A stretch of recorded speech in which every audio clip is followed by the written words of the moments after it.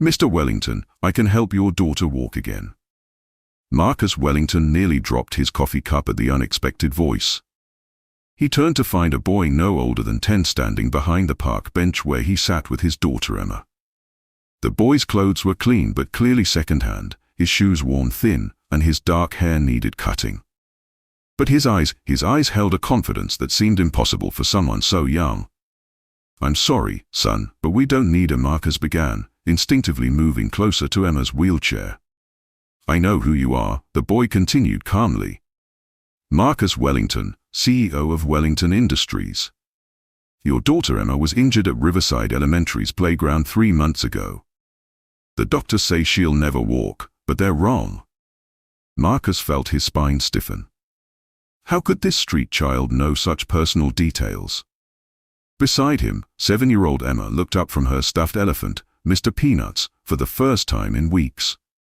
The autumn wind carried the scent of roasted chestnuts through Central Park, but all Marcus could focus on was this strange boy who had just shattered their quiet moment of despair. The doctors had been clear: the spinal injury from the playground accident was complete. Emma would never walk again.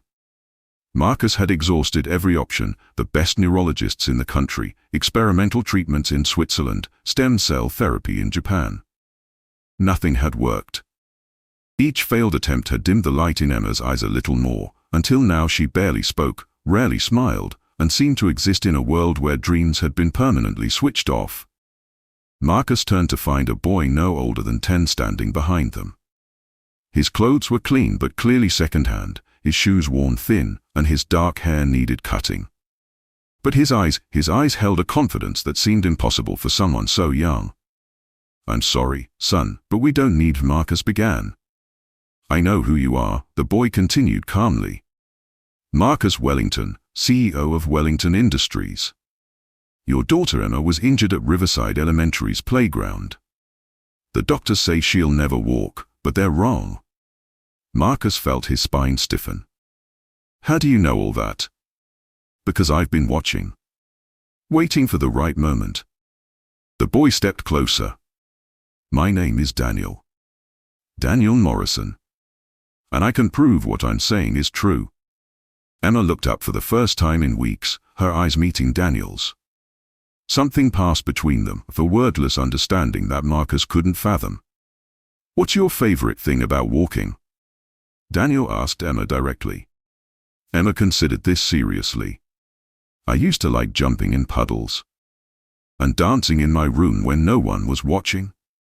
Daniel smiled, the first genuine smile Marcus had seen from any child in months.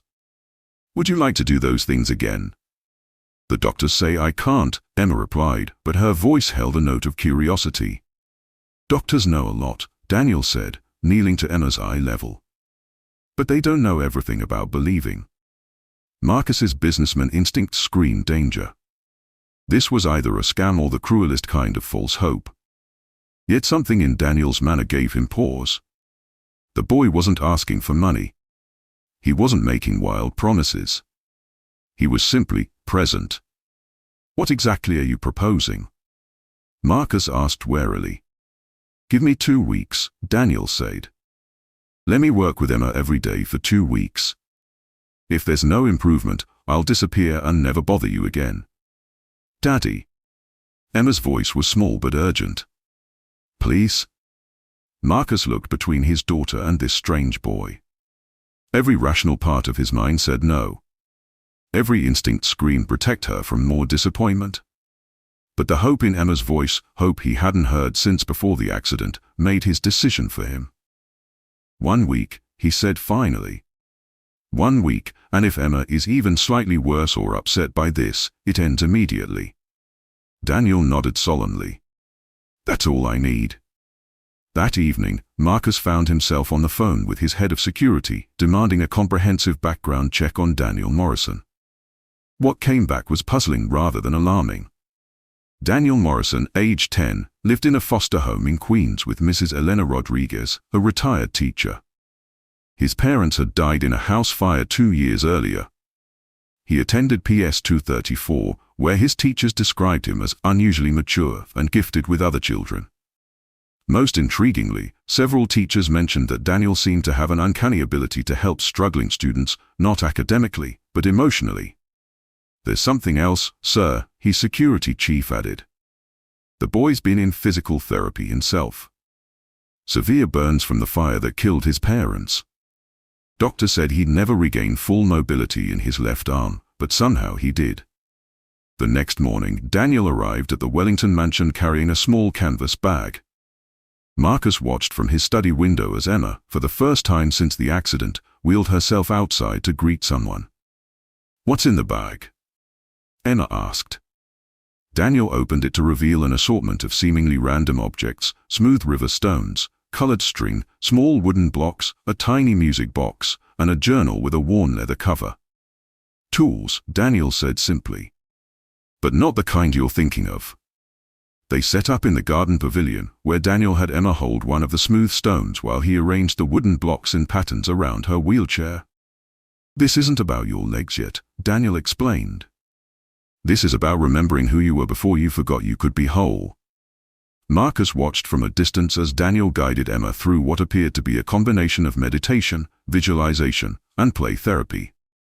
There were no medical devices, no complex exercises, just a boy helping a girl remember what it felt like to move freely in the world. On the third day, Emma laughed. Actually laughed out loud at something Daniel said. Marcus nearly dropped his coffee cup at the sound. He'd forgotten what his daughter's laughter sounded like.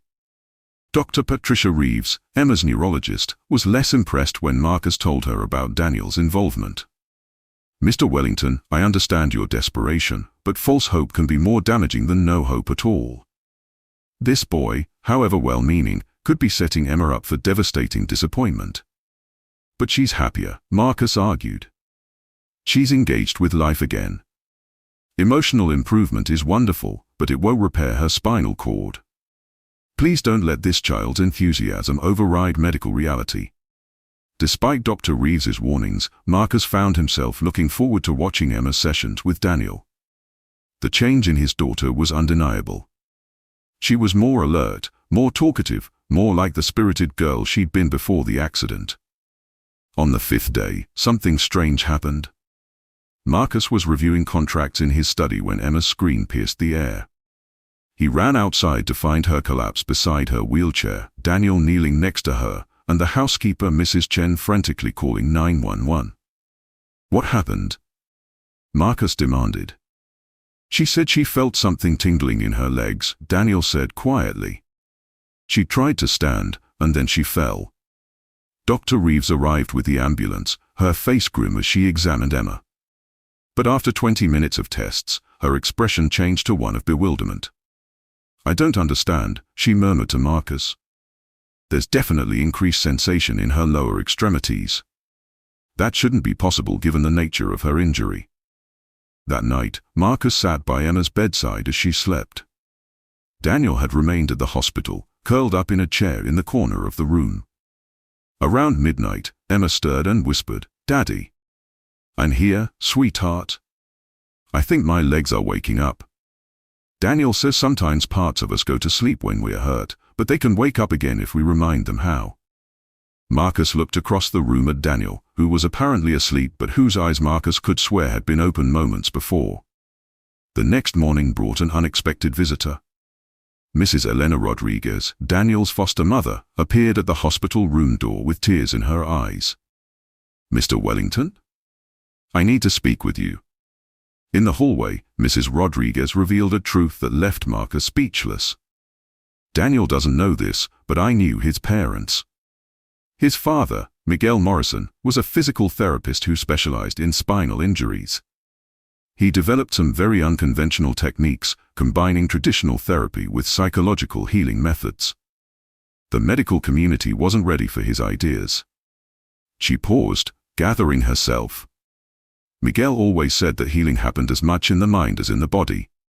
That belief and hope could unlock pathways that medicine hadn't discovered yet." Daniel absorbed those teachings just by being around his father. "But Daniel was so young when they died," Marcus said. "Children remember things differently than adults. They remember feelings, sensations, intuitions. Daniel may not remember the technical aspects of his father's work, but he remembers the essence of it. Mrs. Rodriguez continued, after the fire, when doctors said Daniel would never regain full use of his arm, he spent hours every day visualizing himself playing baseball again, his father's favorite sport. 6 months later, he had full mobility. The doctors called it impossible, but Miguel would have called it inevitable. Marcus returned to Emma's room with his mind reeling.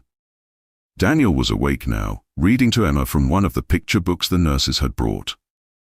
"Daniel," Marcus said carefully, "tell me about your father." The boy looked up, his young face suddenly looking much older. "He helped people remember how to be whole. He said bodies want to heal, but sometimes they forget how. You just have to remind them. Is that what you're doing with Emma?" Daniel nodded. "Her body remembers walking. It remembers running and dancing and jumping. I'm just helping her remember too." Dr. Reeves returned that afternoon with test results that defied explanation. Nerve function that had been completely absent was now showing activity. Reflexes that had been non-existent were beginning to return. "I've never seen anything like this," she admitted to Marcus. "Medically speaking, this level of recovery shouldn't be possible. But I can't argue with the evidence." On the 7th day, Marcus's original deadline, Emma stood up. Not for long, just for a few seconds while holding Daniel's hands. But she stood on her own legs, bearing her own weight, tears streaming down her face as she whispered, "I can feel them. I can feel my legs." Marcus wept openly, not caring who saw him. In that moment, all his wealth, all his power, all his achievements meant nothing compared to watching his daughter take those first tentative steps back toward the life she'd lost. The medical team was baffled but couldn't deny the progress. Dr. Reeves, setting aside her skepticism, began incorporating some of Daniel's visualization techniques into Emma's formal physical therapy. As weeks turned into months, Emma's recovery continued steadily. She progressed from standing to taking steps, from steps to walking, from walking to running, though cautiously and never without supervision. Throughout it all, Daniel remained a constant presence. What had begun as a desperate agreement became something deeper. Daniel had become part of their family in all but name. One evening, as Marcus tucked Emma into bed, she said, "Daddy, I want to ask you something." "What is it, sweetheart?" "Daniel doesn't have real parents anymore. And we don't have enough kids in our family. Do you think, could he stay forever?" Marcus had been thinking the same thing for weeks. Daniel had given Emma back her life and had shown Marcus what real healing looked like. But more than that, the boy had brought joy and purpose into their home in a way Marcus never could have imagined. The next morning, Marcus found Daniel in the garden, practicing what looked like a combination of martial arts and dance. "Daniel, can we talk?" The boy stopped and approached, his expression serious as always when speaking with adults. "Mrs. Rodriguez told me about your father," Marcus began.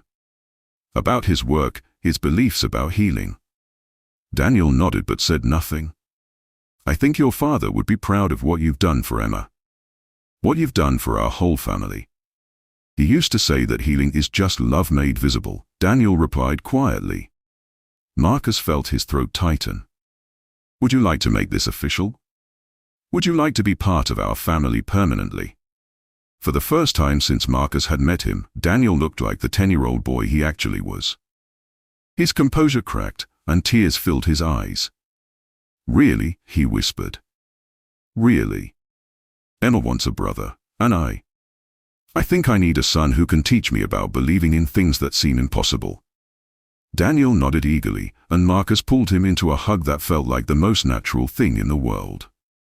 6 months later, at Daniel's official adoption ceremony, Emma walked down the courthouse steps on her own, slowly and carefully, but entirely under her own power. She carried a small bouquet of flowers, which she presented to her new brother with a huge smile. "Thank you," she said simply, "for reminding me how to walk." Daniel hugged her tightly. "Thank you for reminding me how to have a family." Marcus watched his children together and marveled at how a chance encounter in Central Park had transformed all their lives. He'd learned that sometimes the greatest healing comes not from the most advanced medicine or the most expensive treatments, but from the simplest things: belief, hope, and the unshakable conviction that tomorrow can be different from today. As they walked to the car together, Emma taking careful but confident steps, Daniel ready to catch her if she stumbled, and Marcus realizing that his family was now complete in a way he'd never thought possible. He understood that some miracles don't look like what we expect them to look like. Sometimes they look like a 10-year-old boy with worn-out shoes and an unshakable belief that healing is always possible. Sometimes they look like love made visible. The newspapers would later call Emma's recovery a medically unexplained and a triumph of determination over disability. But Emma, Daniel, and Marcus knew the truth was simpler and more complex than any headline could capture. Healing isn't always about fixing what's broken. Sometimes it's about remembering that we were never really broken at all, just temporarily forgotten how to be whole. And sometimes it takes a child to remind us that the word impossible is just another word for hasn't happened yet. What do you think about the power of belief in healing? Have you ever experienced or witnessed something that seemed medically impossible? Share your thoughts about hope, family, and the unexpected ways people come into our lives to change everything. Thank you for listening to this story of healing, hope, and the families we choose along the way.